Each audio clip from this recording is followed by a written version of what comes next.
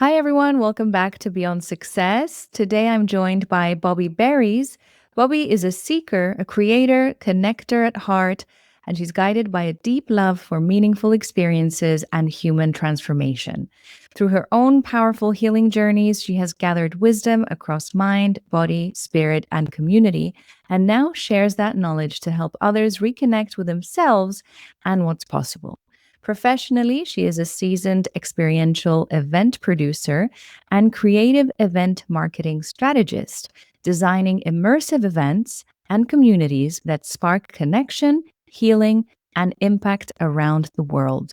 Hi, Bobbi. Welcome. How are you today? I'm good. Hi, Melina. Thanks for having me on. It's lovely to have you, and I'm excited to dive into a few fun topics today. I was thinking we could start off with so you are essentially, I would say, a pro at human connection and immersive events and workshops. How about we start with something fun and you just tell us about a couple of the craziest events you've been at or organized yourself? Oh, wow. Okay. Well, it's a long list I'm of both sure. what I've been at and what I've actually produced myself. I'm really fortunate to have experienced a lot of really incredible everything from festivals and weddings and birthdays and all different types of events. But when it comes to professional work, which a lot of what I do professionally, I pick up ideas from traveling the world and having different types of experiences. One of the experiences that I love to share that's super fun from a professional standpoint, I designed a 3-day immersive experience that brought in 80 guests from around the world, and all they were told was where to fly into.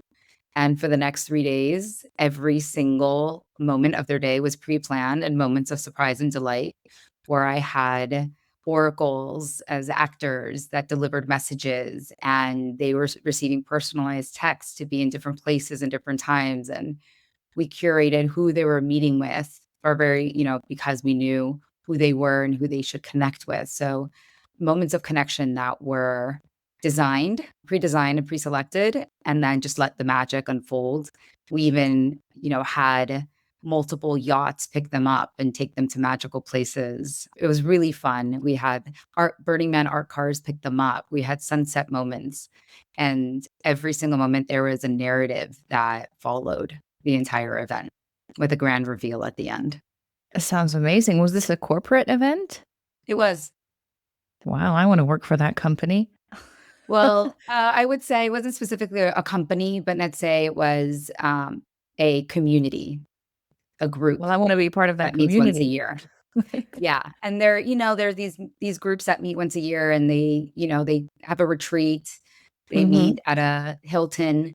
They have meetings, but this was really like leveling it up to create a personally designed immersive experience. Absolutely. What's your favorite thing about these experiences, about these events that you co create? It's the moments of connection when I see people connecting with one another in meaningful ways, and those connections create change, personal, transformational change within, and also the moments of surprise and delight, the look on people's faces when they're like, when they're just literally awe, that's awesome. They're like, wow, that just happened, and they get to, create core memories, and I get to be a part of that for them. That must be wonderful. And speaking of connection, how can people build deeper connection? So let's take, just your standard event nowadays. There's a lot of small talk and it's kind of hard to go a bit deeper. Any advice for people?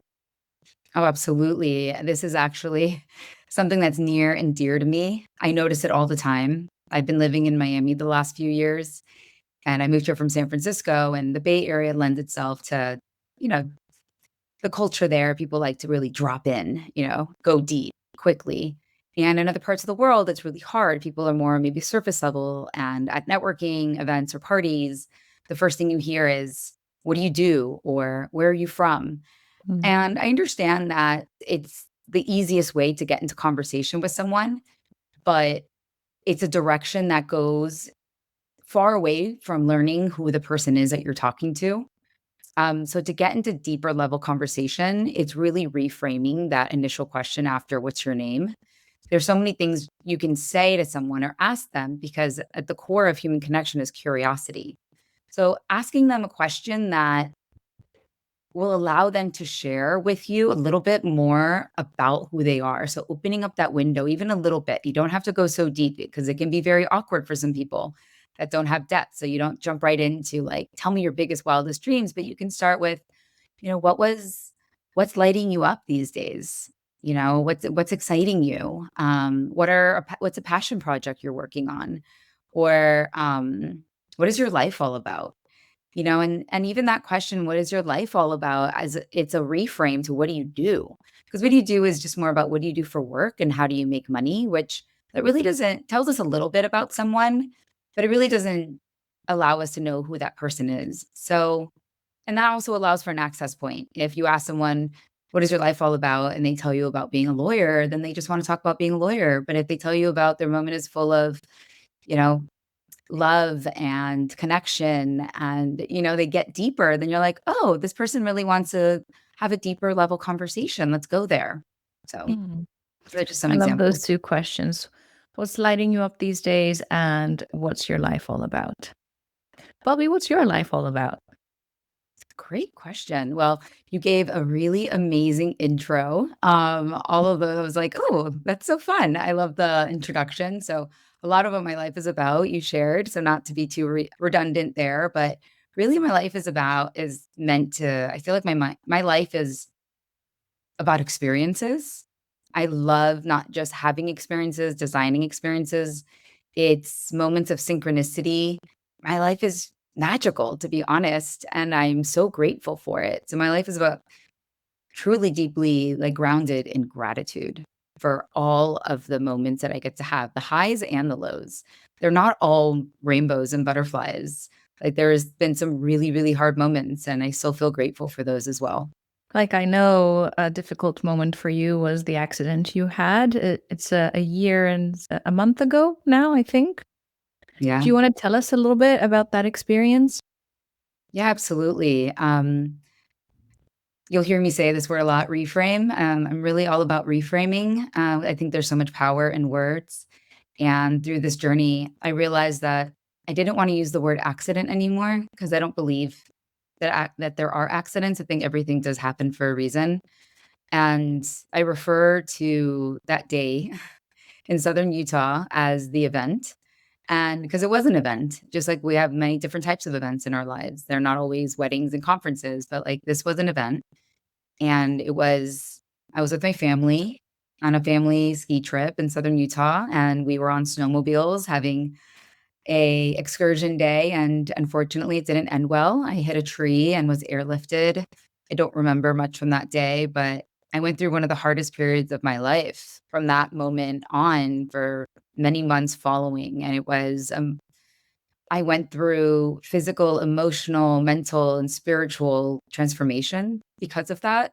Not only did I have 20 plus broken bones and a severe brain injury and, the physical hardship, Yeah. but it was a moment in which I knew that my life needed to get put on the right track. And hitting that tree was a gift. And I named that tree my greatest teacher. What was the wake up call for you? What was the message? The message was that at the core of my being up until that moment, I didn't really realize, but I was really being led by fear and scarcity. That a lot of my decisions were halted, or it was just like a programming that existed from childhood. And I was able to fully let that go when having a moment of a near death experience. That at the end of the day, I'm just so grateful to be alive. And the things I would stress about that were small, it just doesn't matter anymore. Mm. And there's no reason to live with fear or scarcity mindset. So I truly let that go. I feel much more free, and like my nervous system is calmer. I'm able to live in pure joy and gratitude. And yeah, I just feel more at peace. Do you think you could have learned that lesson without the event? I'll never know. I guess we won't. No. I'm just thinking about people that have a lot of fear in their life and what Yeah. we could say to just sort of inspire them maybe or give them a change of perspective. Yeah, absolutely. I mean, it's definitely like the narrative of the event is something that can translate to anybody. I've shared my story with a lot of people and it really resonated for them where they're like, wow, it truly is a gift to be alive, to wake Mhm. up every day and write down 3 things you're grateful for, or say them in your head and just start off that way. And when you notice that you're making a decision, the decision is based is there's fear and scarcity mindset that's holding you back from something, just being able to recognize it and just having the awareness of it and being able to be like, "Oh, that's what that is." So, it's a matter of self-awareness. So, you don't have to hit a tree at 30 miles per hour, but just knowing that these thoughts aren't who you are and shouldn't be directing your life decisions, and to really Mhm. truly live in a state of gratitude for being alive Yeah. every day. I can imagine it was quite difficult because from what we spoke about when it happened, it was hard to ask for help as well. And I think that's something a lot of people experience. Oh, absolutely. I mean, there's so many different layers to this, so thank you for bringing that up, Melina. I'm so glad you remembered that. Because that was a huge lesson for me. I hadn't realized that until that moment. I really like as a female, I learned a lot about the feminine and the masculine, and I lived most of my life in the masculine where I was in charge. I've been, financially responsible for myself and my family and so many things. And I've always been the caretaker of my friends and my community. And I realized it was the first time in my life that I had to fully surrender to being cared for and I wasn't caring for others. And to surrender into that was a trust fall, and it was the most beautiful trust fall I've ever experienced because I got to embody what it's like to be cared for. Mm. And it was a very grounding moment.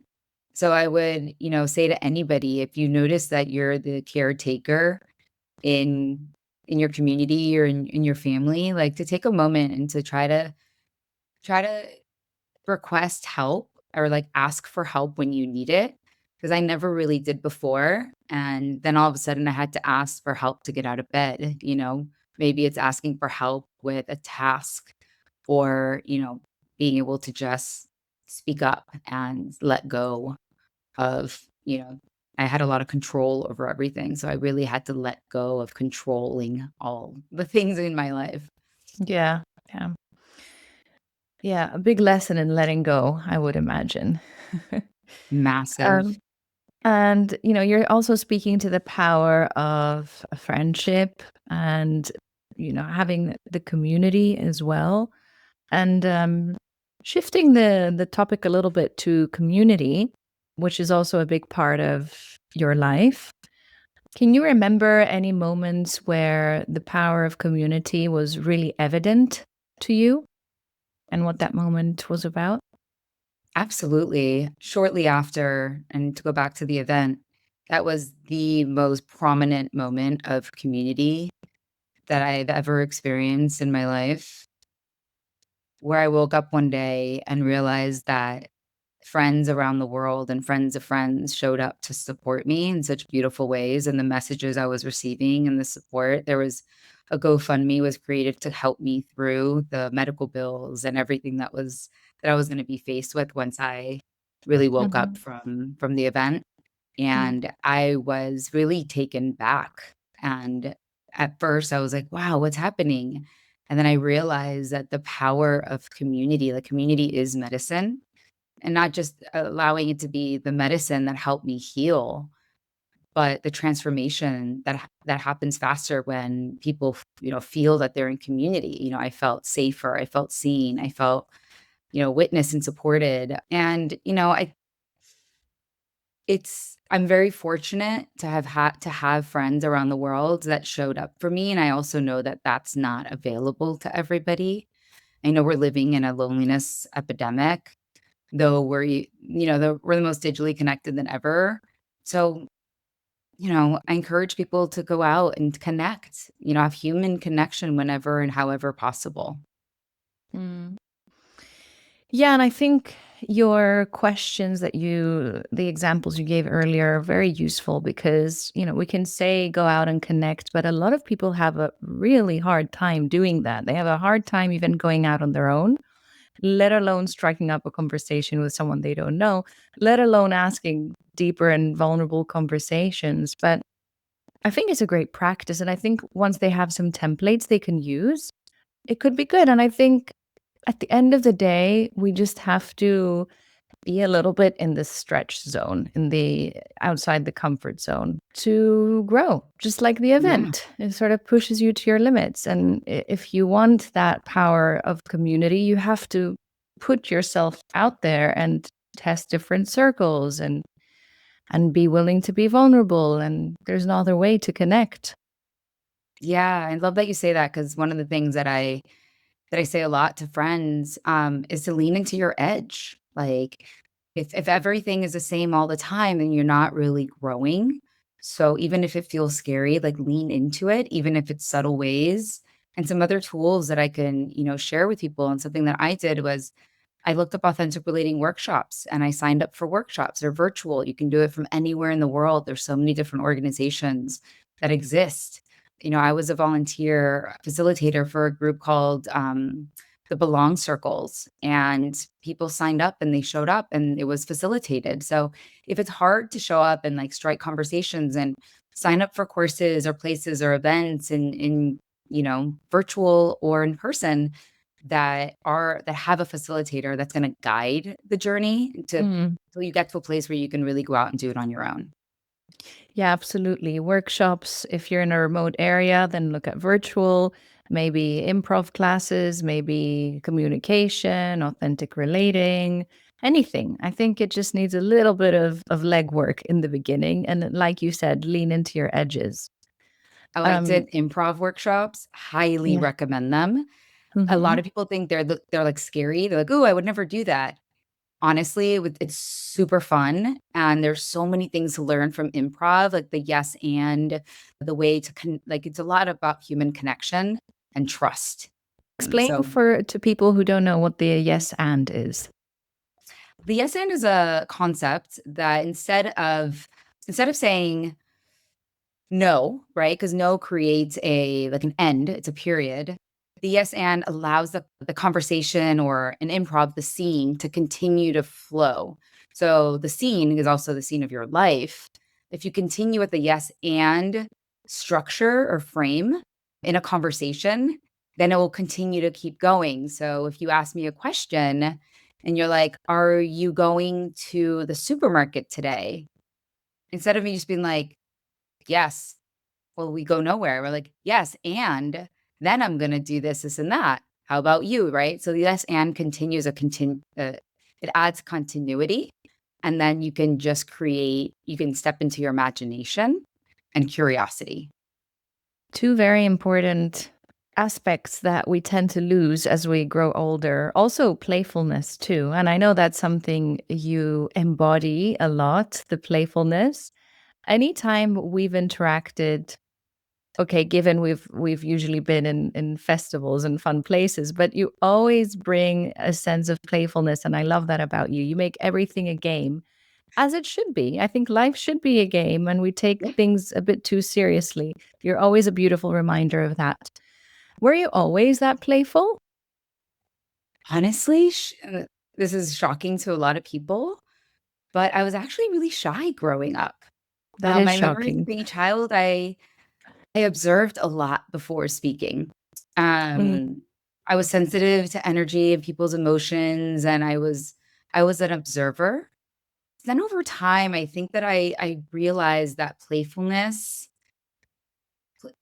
equals connection and courage. It does take a lot of Mm. courage because there's vulnerability in playfulness. Um, Mhm. and as a child, it didn't just come naturally to me. I had to learn it. So it's not something when some other people are like, "Oh, that person's playful," that they make it's so easy for them. It's not easy for me. Just know that it could be easy for you, that it takes some work. Like, for example, taking an improv course. And Mm. sometimes it just, requires like the courage to just look silly and to let go. Mm. So it is a So skill yeah, that can be learned, in your opinion. absolutely. It's a skill that can be learned. And it's not just a skill that can be learned, but it's a skill to be remembered. Because I think a Hmm. lot of people, most children, I mean, I was somewhat playful still as a kid, but not to the level I am as an adult. But it's to be remembered because society shifts our focus from play to like be an adult, be serious. I Yeah. love playing with my niece and nephews and playing with kids.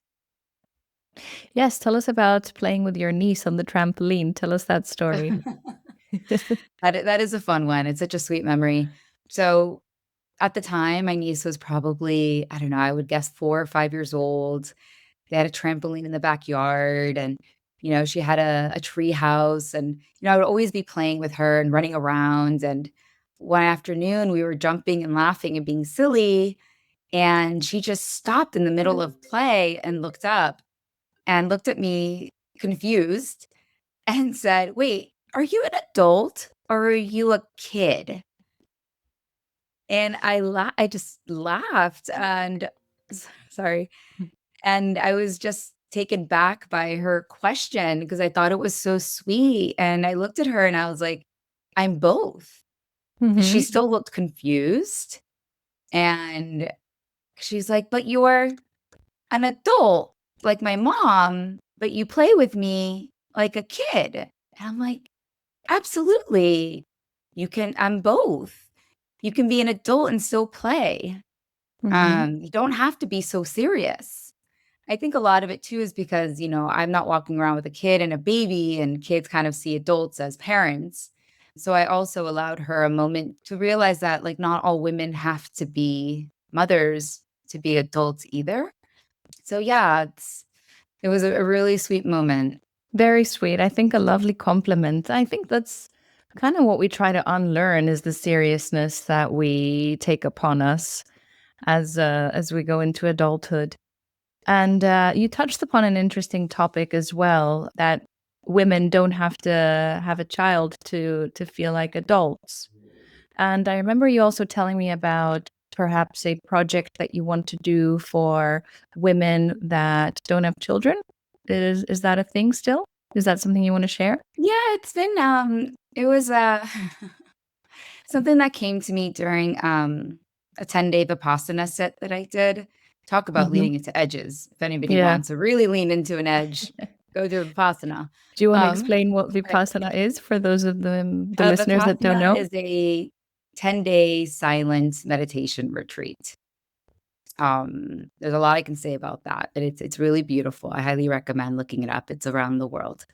Hmm. And, you know, I'm I realize that in my life, I've consciously chosen to not bear children, and I think there are many ways to nurture life and legacy in this world. As a woman, I don't feel like it has to be to bear children. I think a lot of women do, and that's beautiful, and I have so much respect for all the mamas in the world and all the women that wanna be mamas. But for me, and a lot of conversations I've been having with other women around the world in 30s and their 40s and in their 50s that consciously chose not to have children, there's the first thing I hear that women say is, "Oh, we'll just have each other and we'll support each other." Because I think a big fear, at least for myself, is, as I get older, who's gonna take care of me? Because a lot of women, the grandmothers and mamas, like, their kids show up for them as they get older. But we get to take care of each other. And I have a vision for designing a community of women around the world to come together to get to know each other, to create the foundation of, friendships and connection and trust and the community that we all want to be a part of as we grow into our older ages, and that it's multi-generational as well. Hmm. I think just generally we need more community, whether it's, women who have chosen not to have children or families or men without children, men with children. We just need more connection. I think it all comes down to connection always. I wanted to, I wanted to ask you if you feel like sharing, what made you decide not to have children? I don't think it was a moment that was the decision factor for that.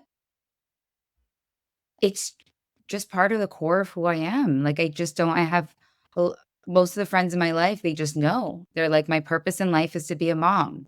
I truly want to be a mom. Like, I wanna bear children. Like, I remember being, a teenager, even a preteen, and just thinking like, I don't really wanna have kids." Like, Mm, it was just I've always just known. mm, And I thought, mhm, maybe, like, if I meet the right person and that will change. But it never did, and that's mm, okay, and I love children, and I have nieces and nephews, and I adore them, and I have beautiful relationships with all of my friends' kids, that I truly love my life, that I have such freedom to travel the world and to be spontaneous, and that is something that is really important to me, and I get mhm. to be, a mama figure to different kids around the world. Yeah, and I think that's a beautiful reminder how important it is to be connected to our values and honest about our values and brave enough to embody them, whatever that looks like, whatever we decide. And the fact that you can say, I love my life, I think I was going to ask you to end our conversation, what does success look like to you nowadays? But I think that the definition is to be able to say, I love my life. But I want to ask you, regardless, what does success look like to you nowadays? I definitely would say, that I wake up every day grateful for my life. And yes, I love my life, all of the ups and the downs. But yeah, success has evolved for me over the years. I think when I was younger, it was external achievement, recognition, doing big things. And, while I still love, like, being ambitious and, having beautiful experiences, I think success now following my event, it's really more internal. It's about inner peace and resilience and my nervous system feeling safe. That's a big Like one.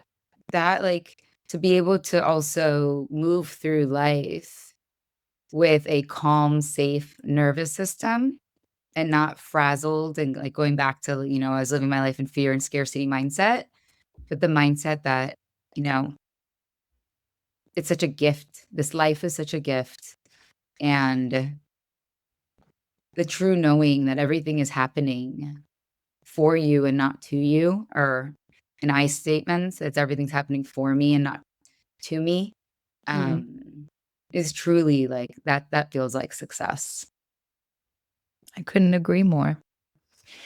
Bobby, was there anything you think we should have covered that we didn't cover, or anything you wanted to add before we close our conversation?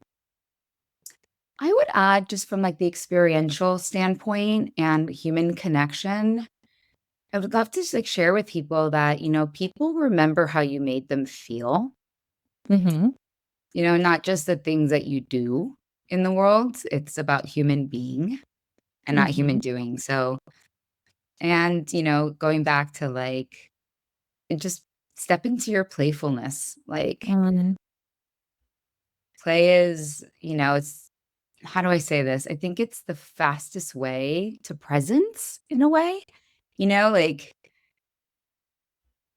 and being your most unapologetic, authentic version of yourself and giving mhm. yourself the permission. Yeah. And, being playful is a wide term.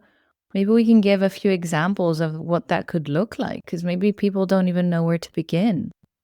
Like maybe instead of, because being playful for someone might feel too vulnerable. I'm often, when we have these conversations, I'm always thinking about people I work with.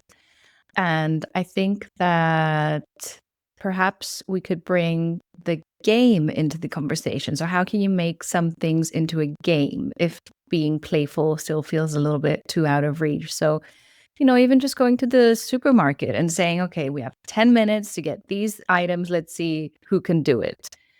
Something simple and silly like that, being more silly, perhaps. Do you have any other Yeah, that's a ideas on great that? example. Yeah, I mean, as you know, part of the human experience too, I wouldn't say this about everyone, but a lot of people like competition and you can, tag competition to play. So the first person to do this or, to even like honestly, like there's little things you can do, even making a funny face. Hmm. That's playful. Yeah, In the center of my car in the not the glove compartment, the center console, I have a red nose, like a clown nose. of course you do. And like, if someone cuts me off or pisses me off, like, I just put on the clown nose or if I'm driving by, like, someone, I'll just put on the clown nose and just look at them, and that's it. It's just like a moment of being weird. Like, be Yes, weird. exactly. Be Make weird. Yeah. someone laugh, Hmm. like, even if it feels uncomfortable, do it when you're by yourself so no one can see, and it's a total stranger. Doesn't have to Yes. be around people that you know because you don't wanna make a quote, unquote, "fool of yourself," but eventually you'll learn that it's okay and people like it. Yes, precisely. Yeah. Bobby, thank you so much for this wonderful conversation and for your insights. And hopefully, I get to see you in person soon, too. I hope so as well, and thank you so much. This was really fun.